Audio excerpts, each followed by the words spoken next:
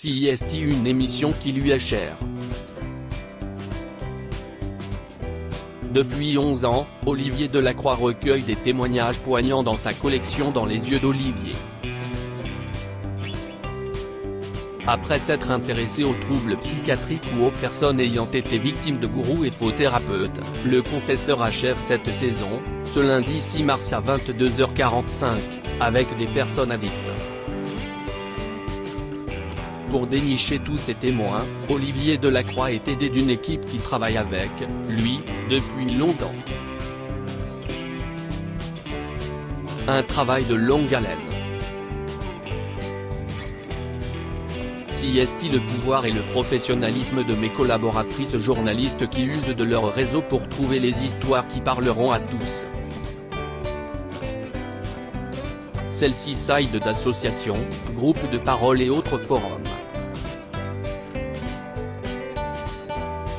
Charge ensuite à Olivier Delacroix d'instaurer un rapport de confiance avec celles et ceux qui vont lui livrer leurs histoires.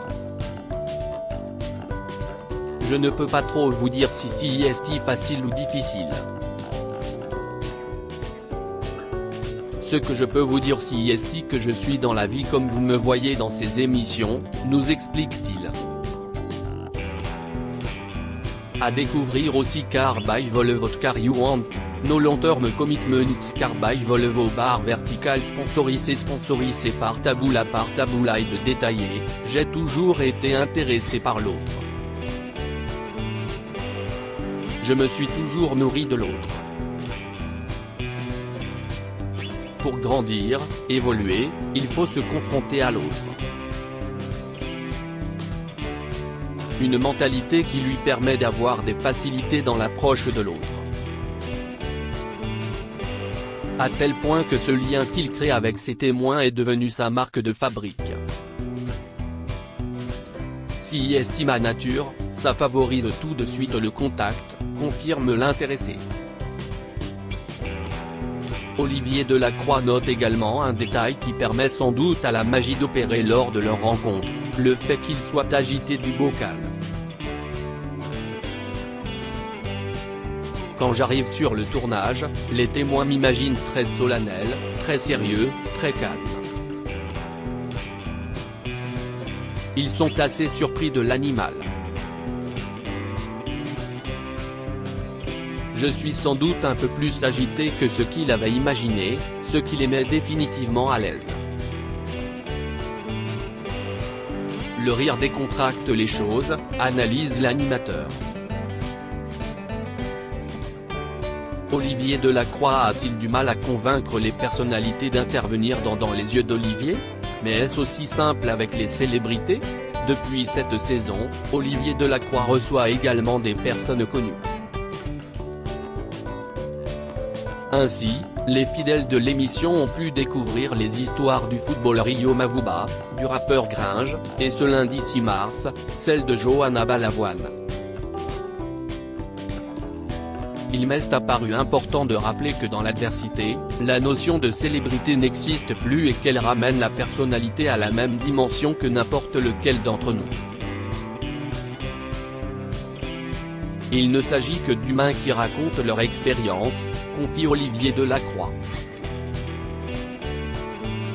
Toutefois, il est plus difficile de convaincre ces personnalités. L'animateur en a d'ailleurs fait l'expérience sur le numéro Sous influence. Malgré 3-4 pistes très intéressantes, seuls des anonymes ont finalement accepté de se mettre à nu. Ce sujet est sûrement plus compliqué parce qu'il vous expose dans un moment de faiblesse, de crédulité. Il y a des gens qui vont avoir du mal à comprendre comment vous avez pu être à ce point naïf, ce qui peut faire peur aux personnalités, estime Olivier Delacroix. Quoi qu'il en soit, il respecte toujours le choix de ceux qui refusent de parler d'eux.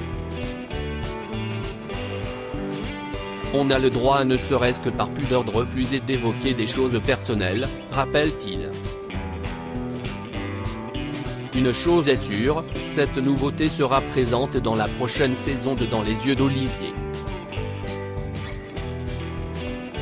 Les témoins ont-ils un droit de regard sur le montage de l'émission? Personnalités ou anonymes ont-ils un droit de regard sur le montage de l'émission? Que nenni, nous assure Olivier Delacroix. Les rares fois où il a montré un bout de montage à des témoins, ceux-ci commentaient chacune de leurs prises de parole. Ah, tu as mis ça? Ah ça tu n'as pas mis? Dommage, pouvait-il entendre. Alors, si tous avaient un droit de regard, ce serait un enfer, le montage étant déjà long et fastidieux.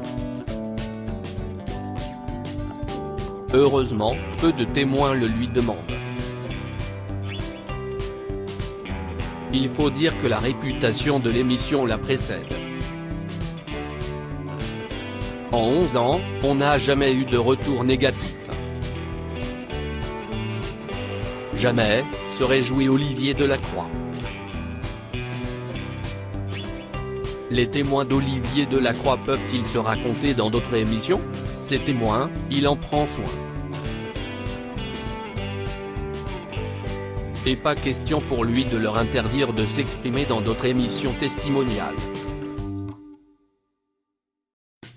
D'abord parce qu'il y a d'autres émissions de documentaires ou magazines sur France Télévisions qui sont susceptibles de s'inscrire également dans ce rôle de prévention. Si est-il le rôle du service public, juge-t-il.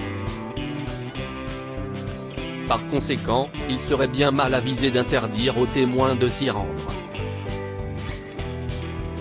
D'ailleurs, Olivier Delacroix ne se sent pas le droit d'interdire quoi que ce soit et ne donne aucune consigne à ses témoins.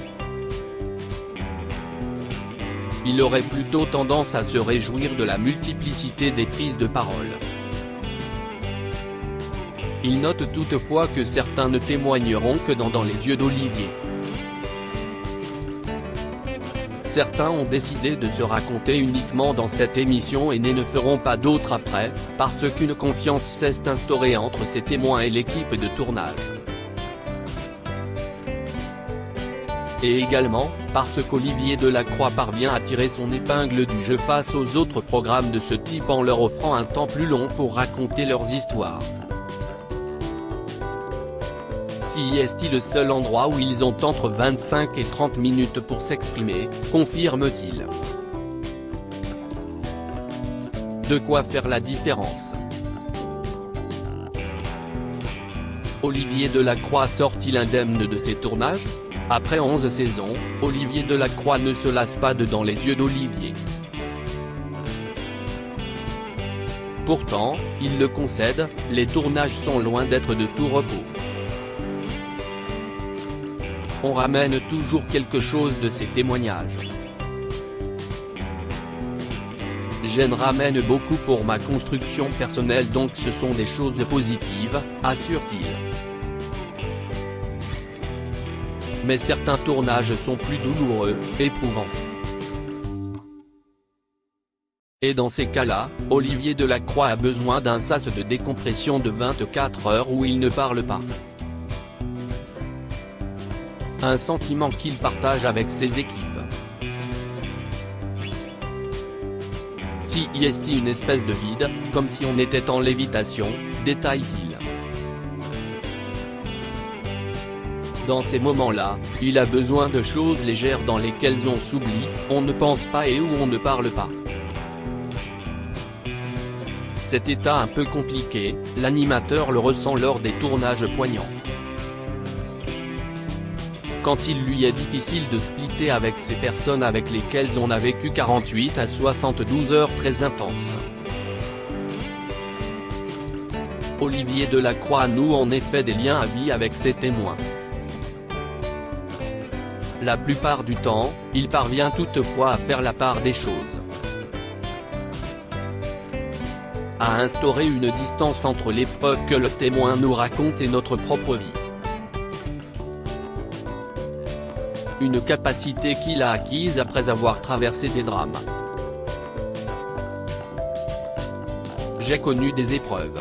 J'ai connu cette sensation de tomber sans pouvoir m'accrocher à quoi que ce soit et penser que cette chute allait durer infiniment. J'ai été dans ce ressenti.